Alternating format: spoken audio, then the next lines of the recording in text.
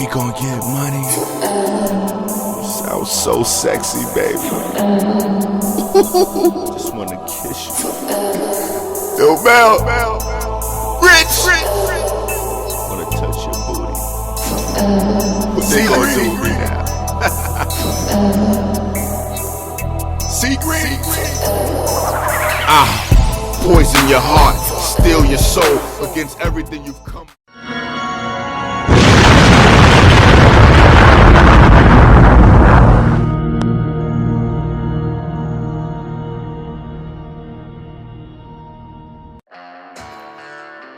This camp has been 100% about boxing.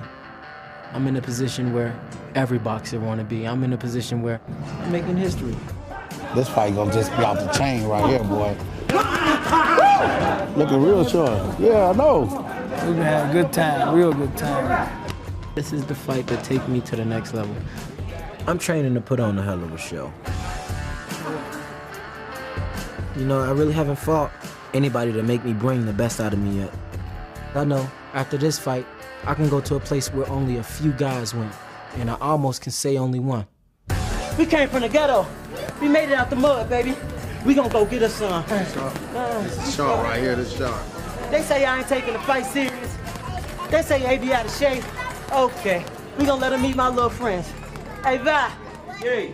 When that cry, what we gonna tell him? Shut up.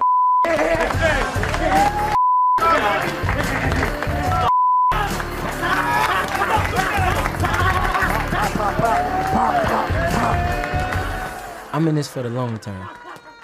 We're not in for the short run. I'ma stay on top.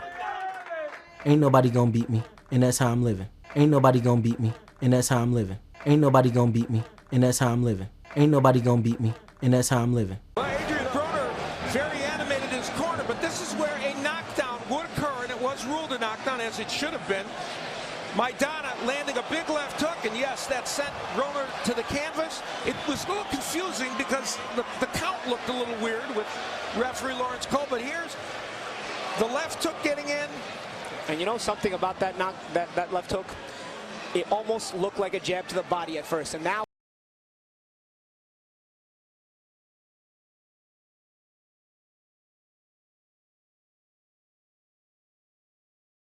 we know why Maidana was throwing so many jabs to the body early. Very good point, Paulie. Terrific. Because when you look at how he throws that left hook, it starts out really. We know why Maidana was throwing so many jabs to the body early. Very good point, Paulie. Terrific. Because when you look at how he throws that left hook, it starts out really. We know why Maidana was throwing so many jabs to the body early. Very good point, Paulie. Terrific. Because when you look at how he throws that left hook, it starts out really. We know why Maidana was throwing so many jabs to the body early. Very good point, Paulie. Terrific. Because when you look at how he throws that left hook, it starts out really. Ain't nobody gonna beat me, and that's how I'm living. Ain't nobody gonna beat me, and that's how I'm living. We know why Maidana was throwing so many jabs to the body early. Very good point, Paulie. Terrific. Because when you look at how he throws that left hook, it starts out really. I want to edit. Yeah. Don't want too much raw stuff up there. Right. No. So before we get into Ali Muhammad versus Lord Abba, right? So I want y'all to know that the Air magazine will be covering that exclusively in detail along with the Summit of the Moor. So it's going to be a Moorish issue. We want to recap the debate that just happened, all right? So obviously, there's not really much to recap on the Shaka issue. Oh, yeah. Okay, so you know, Shaka came 6 hours late. I think it was only 2. Only 2 hours late? Okay, only 2 hours late. Shaka Amos. Yeah, so it looks right. So it looks like Shaka might have been a little bit worried about Brother Bashir giving him that work, and you know, so that's the first one was a scratch. yeah. So I guess Bashir gets the standing 8 count on that. Default. Yeah, default victory. Yeah, technical knockout. And the Polight Israelite debate. That was very, very interesting, to say the least. I thought there was an upset. We know why Maidana was throwing so many jabs to the body early. Very good point, Paulie. Terrific. Because when you look at how he throws that left hook, it starts out really. I thought Polight was definitely going to win that hands down. but I must say right up front that I have to give that to the Israelites. And the reason is I thought that Polight lost the opening, the first round, the opening in the first round. I'll give them the last round or the second round, however they work that out. But 2 out of 3, you know, is that was enough to put them over the edge. I think the Israelites was just too sharp on the comebacks. I think that you know, when I was watching the debate, let me say this: when I was watching the debate, when Polight pulled up the 501c3 issue, I thought that was it. I thought their ship was sunk. You know, like who sunk my battleship? I thought it was over right there. But when the brothers came back and said, no, we use that 501c3 status to feed, you know, hundreds and thousands of homeless people every year. We got drug programs running where we getting people off drugs, and Polight wasn't able to come back and show that he's doing similar things in the community without the 501c3 status. So I thought that if you were going to combat that rebuttal, you was going to have to demonstrate that you're feeding people in the community, that you're rehabilitating drug addicts, XYZ, so on and so forth, and not just 1 or 2 at the same rate that they're doing it without the 501c3 status. So when you weren't able to do that, you lost on that point. I also thought that when Polight brought up the Israelites' founding members, I thought that opened the door up for now the Israelites to come in their response and talk about Polight's founding members, which is Dr. York. And body, and instead it turns to use it, and if he stays confident in doing that, he's going to have to get active. The body, and instead it turns to use it, and if he stays confident in doing that, he's going to have to get active. The body, and instead it turns to use it, and if he stays confident in doing that, he's going to have to get active. We know why Maidana was throwing so many jabs to the body early. Very good point, Paulie. Terrific. Because when you look at how he throws that left hook, it starts out really...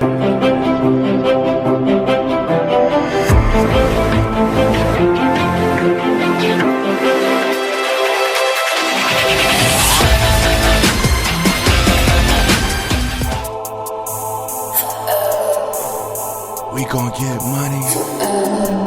Sounds so sexy, baby. Just wanna kiss you. Yo, Mel. Rich. Wanna touch your booty. What they gonna do now? See green. Poison your heart, steal your soul against everything you've come.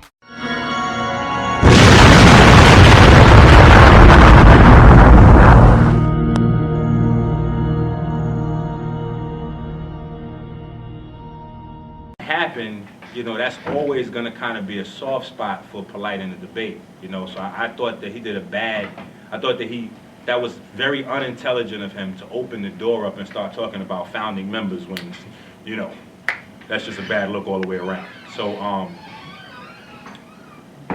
then the language thing, you know, messing up Eve's name and trying to make the connections and not demonstrating your prowess with the Hebrew language, you know, and allowing the Israelites to correct you on the language and show that you didn't have the words in the proper context to make the associations. I don't know. Yeah. It was an interesting debate. The point that I want to point out is that whenever you have a public discussion, both parties come together and they agree on what they're going to talk about. Correct. That's the most important thing, because you know you can come to a discussion and talk about anything you want, really. Correct. But, however, the object is to focus on the subject, and the subject of this particular debate was: is the Bible plagiarized, and is the God of the Bible a woman? Right. And I think that i.s.u.p.k. Or u.p.k. excuse me if I messed up the name, the brothers who are Hebrew Israelites, they stuck to the subject. Right. And for instance, as you brought up, Brother Polight tried to make a very strong point that the word for God or the Creator in the Bible Yahuwah, Right. or Yahweh, however they were pronouncing it, was said a certain way, Right. and he brought up the language to show that it was two allegedly compound words. It Eve was Yah and Hawa. Yeah, and allegedly Eve's name Right. is the root word for the Creator, which, Correct. if it were correct, would have been a outstanding point.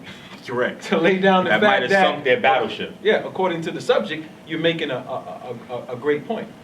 But he failed in that because of that one linguistic error. And you know, when you're having a public discussion, there's a lot of ways to set it up. But sometimes, you know, when you have it laid out like this, you don't have other people who can make judgments on the things, or you know, correct, find out whether they're correct or not. But it was clear for those who were in the know, who could read a little bit of Hebrew, a lot, whatever, that the error was made on that particular point, correct, which was a major blunder. I don't mean to say it like that, but because that was right. one of your strongest points that you were trying to hone down, and the brother came easily and corrected you on that.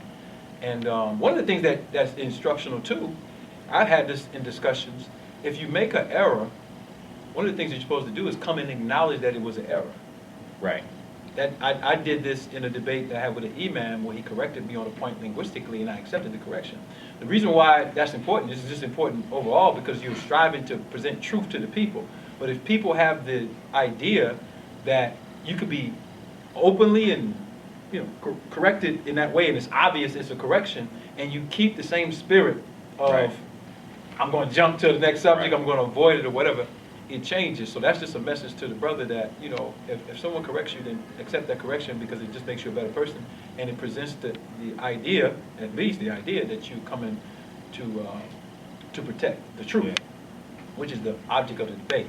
And then there were other major points about the plagiarization of the Bible, like Brother Polight brought up a European translator of ancient texts. Correct.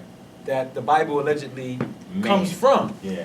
And it was a good point to bring up, but he didn't bring up chronology. Correct. And chronology would have showed you that this actually came before the Bible. There was no Bible when this was written. Right. I thought you should have did that first round. Like, if you're going to establish that a document is plagiarized from older documents, the first thing you have to do is get dates on documents. Right. Like, okay, these are the documents. They all telling the same thing. So obviously somebody stole the story from somebody else. Yeah. Now here's the date on this one. Here's the date on that one. Right. And then another thing that was brought up, which is interesting, a theme that began to develop is that the Hebrew Israelite was saying that you started off with this 501c3 thing, like I'm a follower of the white man, but it seems like you're following the white man way more than I am. Correct. And you're saying the Bible comes from these other folk, but I'm showing you that you're borrowing from these people. And then he outlined it by saying, I guess he anticipated that Polight might try to bring some dating. Correct. So he attacked the carbon dating. That's right. Attacked the carbon dating, and then he brought up chronology. Yeah. That was a smoking gun. I'm just saying, right for sake of strategy, he was a really good strategist. No matter how you. No, they were very organized. Yeah. Very organized. They had that thing like a football team. Like, okay, if he moves left, then we'll pull up this. If he goes right, we'll pull up this. And they had like 20 folders with all different types of directions to go in. And even the smaller points, like Polight saying, reading the verse, and I forget the chapter and verse, but if you've seen the debate, you know what I'm talking about. He said that somewhere in the Bible it says there's a queen in heaven. So by there being a queen in heaven, he used that, right, Jeremiah, he used that to say that obviously the Bible is saying that God in heaven must be a woman. That's incorrect, because if you go back to the time, these people lived in a time frame where a queen, when you say queen, that means there's a king, right, unless the king has already died. Right. So by saying there's a queen in heaven automatically means that there's a king in heaven. So if anything, that speaks more to the divine union between a man and a woman, and that being God, than anything else. And then also the translation and the associations of the El Shaddai.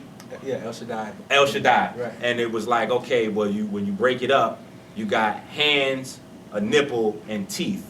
So that automatically means that whenever there's hands, a nipple, and teeth, there's nowhere else that you see that except for a mother breastfeeding. Right. But you do see that in the act of creation that takes place between a man and a woman once again. Right. Right. So there are other things that could be associated with some of the commentaries. So I just think that those weren't strong enough points to overall win the debate. I think that, you know, the points about Dr. York and the support of the homosexual movement, and then the African pictures. I mean, it got real ugly with the pictures. It got real ugly with those pictures, and I think that I was watching the debate. I don't know about everybody else, but I was watching it with a mixed group. And the women that were watching the debate with me were disgusted at the explicit sexual conversation. Anybody that's seen the debate, you know what I'm talking about, so I don't have to do that, you know, like that.